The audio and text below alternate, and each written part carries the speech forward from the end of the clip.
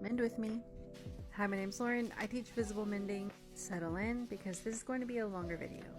If you want, you can save to come back to it later. Today we're fixing the collar of this jacket. These are the supplies you'll need. It's very important to have an iron for this project. You'll need thread, needle, scissors, a piece of tissue paper, and a piece of patch fabric. I will also be using our stick and stitch wash away patterns. So let's get started. So the first thing I'm doing is I am going to create a pattern piece of my collar. So I'm using a piece of tissue paper. I'm laying it down flat using what I have on hand to weigh it down so it doesn't move, and I am just simply tracing the outline of my collar and I'm cutting it out.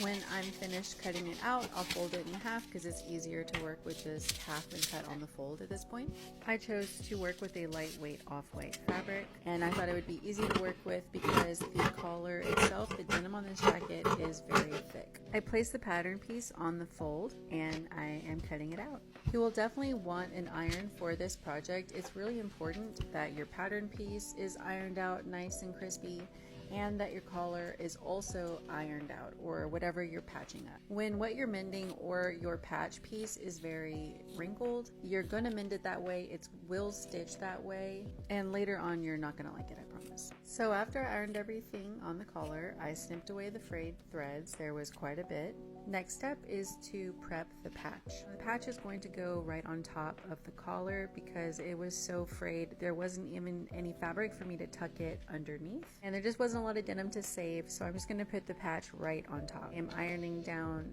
every edge about 1/4 of an inch, and I am pinning it in place. You don't have to use a lot of pins, but you want to make sure that the patch is in place and it doesn't move around, because if you accidentally stitch it in the wrong area, obviously it lives like that. I decided to use the brown Sashiko thread we sell in our shop. I'm going to use the running stitch and stitch along the bottom edge of the patch. This part was pretty difficult. I'm embroidering several layers of fabric. I made the stitches a little bit wider so it wasn't a lot of work.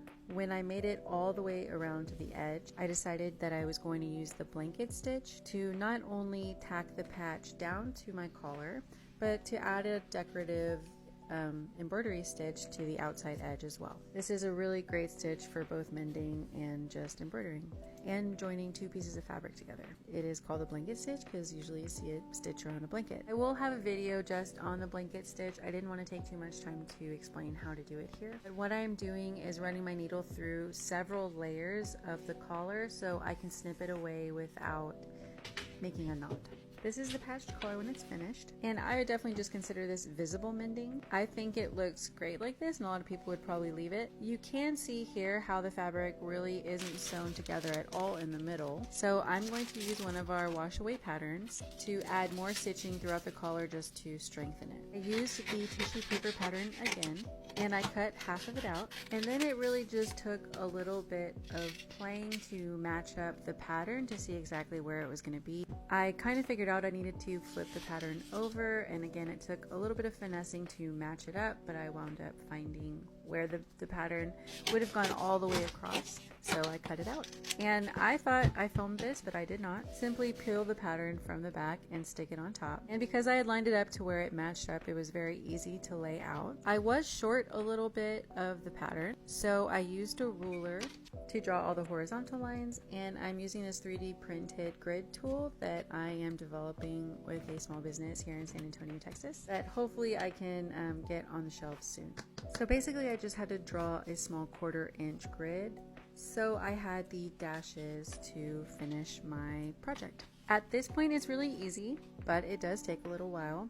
You just use the running stitch or the straight stitch to cover every single dash. Now the correct way to do this, and the easiest way, is to embroider all the horizontal lines first. Once all the horizontal lines are covered with embroidery, you move on to embroider all the vertical lines. And this is where the pattern really starts taking shape, and it's really fun, and you definitely feel like you're in the home stretch once you move on to the vertical lines. I will also make a video on how to begin and end your Sashiko embroidery without using a knot. Again, it was just something that was too in-depth for this already long video. And here you can see I finished the one section of vertical lines. Maybe one of my favorite things about this is that these geometric patterns are two-sided, so it looks just as great on the back as it does the front, and it's even a little bit different, which is so interesting to me.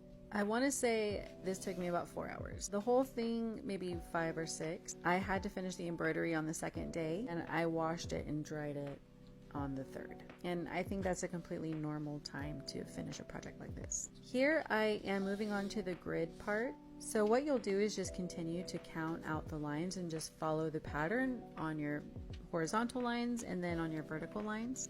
And you can finish the embroidery even if you don't have the stick and stitch pattern. When you're finished, you'll just snip away all the loose threads, save any scrap thread you have for future projects, and you just wash and dry your garment as normal. The pattern completely washes away and all that is left is the stitching. You can also hand wash these garments. I recommend still using laundry detergent and warm water. I think this turned out so cool. Let me know if you'd try it. And if you made it this far, thank you so much for watching. Please let me know in the comments if you liked this longer video, and I will catch you on the next.